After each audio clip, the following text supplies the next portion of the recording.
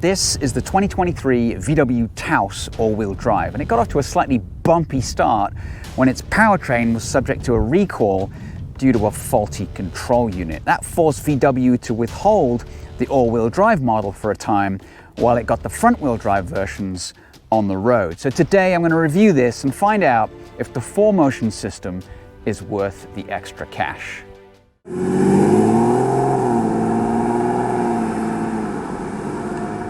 So what are the differences? Well, the front-wheel drive version that I drove several months ago has an old-fashioned torsion beam rear axle and a conventional 8-speed automatic transmission. This one, being a 4Motion, has an independently suspended rear axle and a 7-speed dual-clutch transmission. So viewed from the outside, the Taos has better proportions than the Tiguan, and despite the fact that it is in fact only a subcompact crossover, its wheelbase is about 105 inches long. The back is very reminiscent of the Tiguan. You've got the Taos spelt out here in the middle, big VW badge, and of course you get 4Motion badges on this one. One slightly annoying trend is the use of these fake exhaust outlets. They don't go anywhere. Instead, they hid the actual ones underneath the bumper. So there's good news and bad news at the back. The bad news is, for the SEL version, which is the top of the range, you don't get an automatic tailgate. You got to open it yourself. The good news is there is acres of space. 28 cubic feet with the seats up, 66 with the seats down.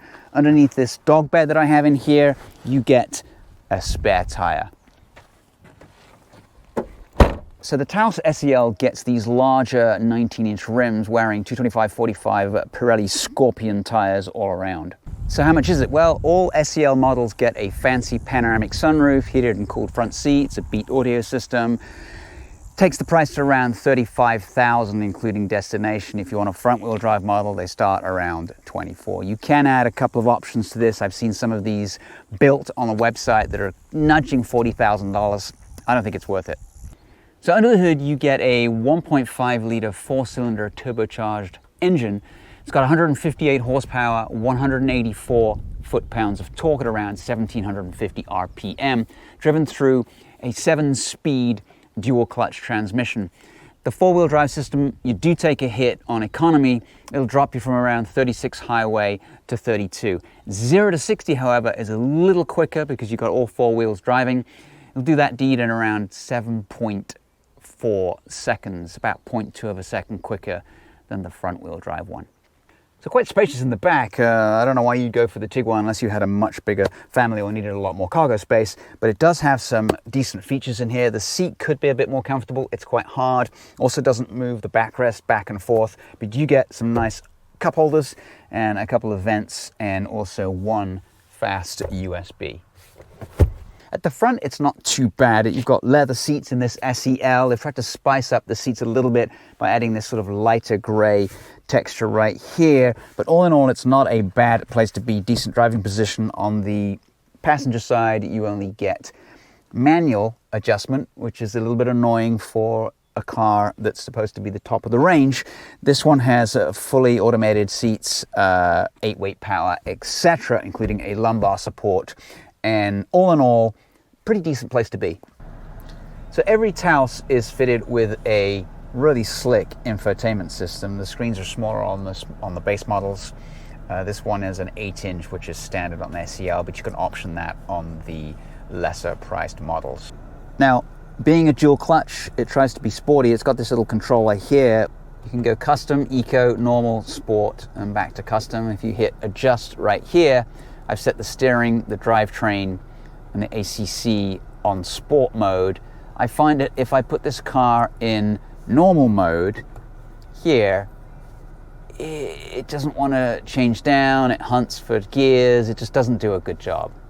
So immediately below that, you've got your HVAC controls, physical HVAC controls. There's the heated and cooled seats on this model. Immediately below that, you get a Wi-Fi charger, which works through my case. And then no silly gear selector at all. That's pretty good. You got your stop start, engine start here, parking brake, and then weirdly it's got these blanks. I don't know what these could be, but I feel kind of like I got gypped out of something. So since this is a 4Motion, you can go off-road. This is in regular mode. If you turn the wheel, You can go into driving mode off-road auto, or you can go into driving mode off-road custom. It gives you a lot of stuff. Hill descent control on, hill start assist, park assist, all-wheel drive system set to off-road, steering normal, drivetrain off-road. We'll check this out later and we'll see if it can actually get up a hill. Right behind there, you've got 2 decent cup holders and a nice little storage area. The plastic quality is not the best. It's a little bit sort of hard and scratchy and not the best for a VW. Okay, so one thing left, or rather 2 things left to do. Let's drive it on road, and then let's take it off road and see if we can get it dirty. Not stuck, just dirty. All right, so I've left it in individual mode with the settings that I put in earlier. And off we go.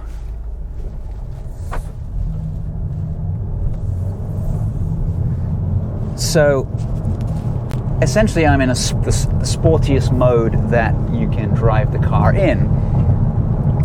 And it's not bad. I mean, I was impressed with the front wheel drive one in that how kind of zippy it felt, and it does feel zippy. I have the steering in a slightly firmer setting, and once you get this thing moving, it rides pretty well. Around town it feels a little hard in this mode. I would change it to normal, but on these back roads it's pretty good. And I noticed that the red line is at 6,000 RPM, but it never lets you go there. It changes up around 5,500, which is obvious. It's not really a sports car. It's surprisingly chuckable in the twisty bits. And being all-wheel drive, it feels a little bit more controlled than the front-wheel drive one did. Now, it isn't really a full-time four-wheel drive system. It does kick in when it feels the front wheels can't cope with what they need to. So it's not always on. But it isn't a bad system. So getting on the gas at low speed, this is where some of the jerkiness kicks in. And it is kind of annoying. I'm kind of thinking that they should have fitted this with a conventional 8-speed automatic, exactly the same one that they fitted on the front wheel drive car. I do like the fact though that it does have the independently suspended rear suspension, and it feels pretty good. The steering is nice. I think you can hustle this pretty decently. Engine's kind of buzzy in the upper rev range, but what do you expect? It's a 1.5 liter. But it's taking these turns really nicely. Brakes feel solid. The problem that I have with these kind of SUVs is they killed the Golf wagon to be able to produce this, and this just simply isn't as good as the Golf wagon, you know? But everybody's obsessed with crossovers, SUVs, and so we got to have this car. No more Golf wagon for us, because that car would be lighter and it would still have the same amount of storage space inside, and hence it would be quicker, a better drive. But this is what we've got, and it isn't bad, I must say. I'm able to chuck this thing through these bends pretty quickly.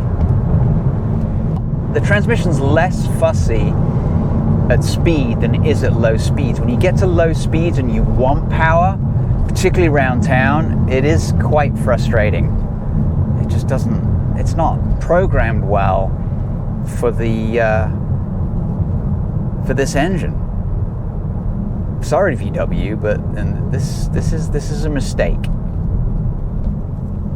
So we'll slow down a bit. Let me tell you about the seats. They've got some nice bolstering here and here, and they sort of hold you in. They're pretty huggy. They are firm, typical Germanically firm, and they're very long in the leg. I'm not very tall, so anytime these seats are really long, it's kind of annoying, but they're not bad seats.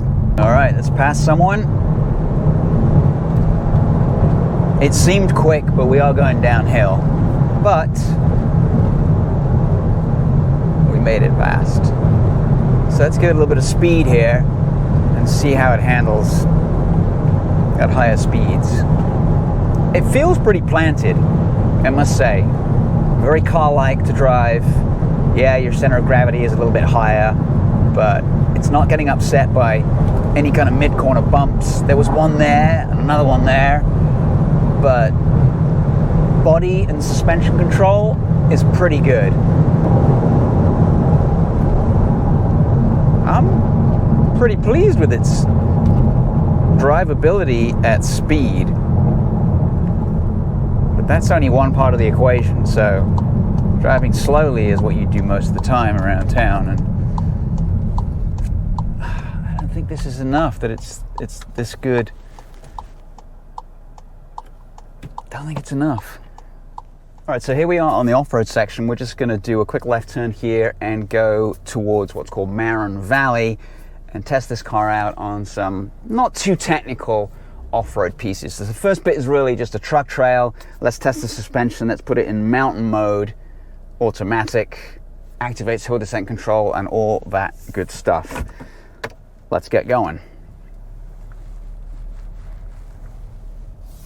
So first part of this road, I think they fixed it a little bit. It's a lot smoother than it used to be, but the suspension's pretty compliant.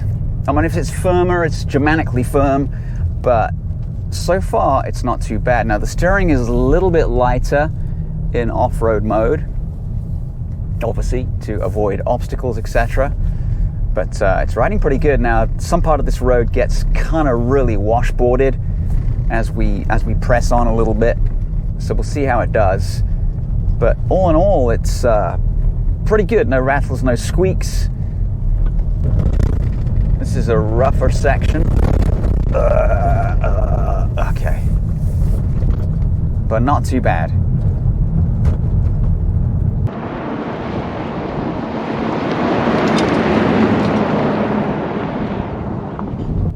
All right, that sign says rough road ahead, so that's some good testing here for this little car. All right, so we are bouncing around a little bit more. These turns are a little tighter.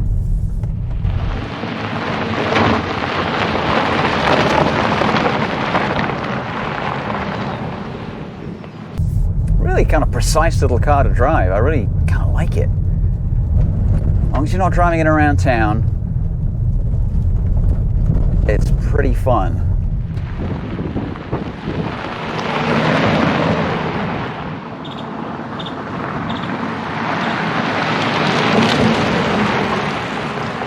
A little bit of a water splash here.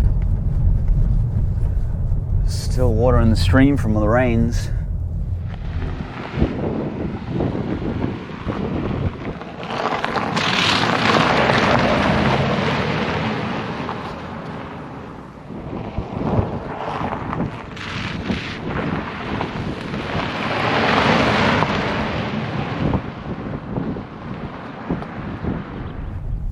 All right, and here we are, test number 1.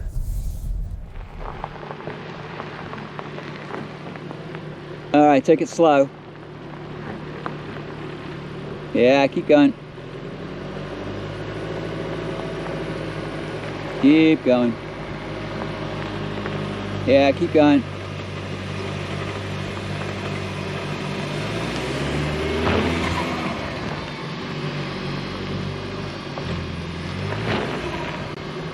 Uh-oh, you slipped backwards. All right. Look at that. Straight up. Go 4Motion. Impressive, not too much wheel slippage. Had it in the automatic all-wheel drive mode. Just romped right up there.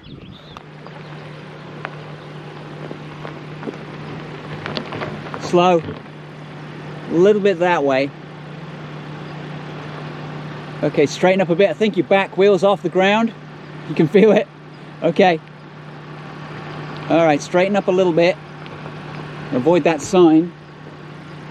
All right, slow. Is there any hill descent control working? Okay, cool. Slipping that wheel, looking good.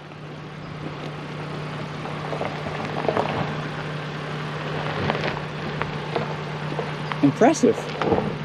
The little Taos 4Motion goes off-road.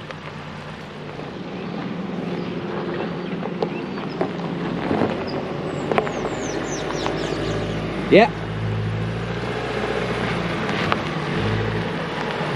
Piece of cake.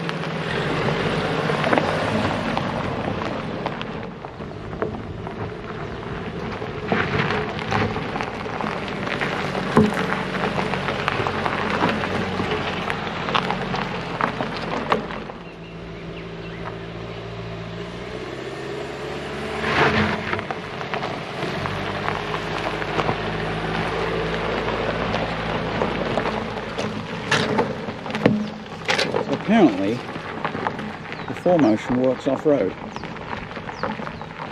Suitably impressed. Not a whole lot of ground clearance, but not a bad job on street tyres, and it shows you that the four-wheel drive system is actually pretty good, and Volkswagen has paid attention to it. So what do we think? Well, the 4Motion Taos is let down by its jerky dual clutch transmission, especially around town.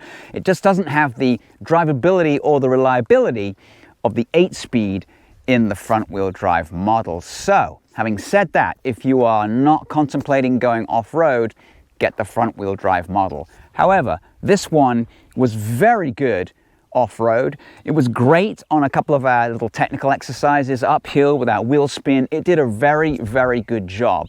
So if you like to off-road, try this one. Once again, thanks for watching. Appreciate it. Like, subscribe, and we'll catch you next time with another video.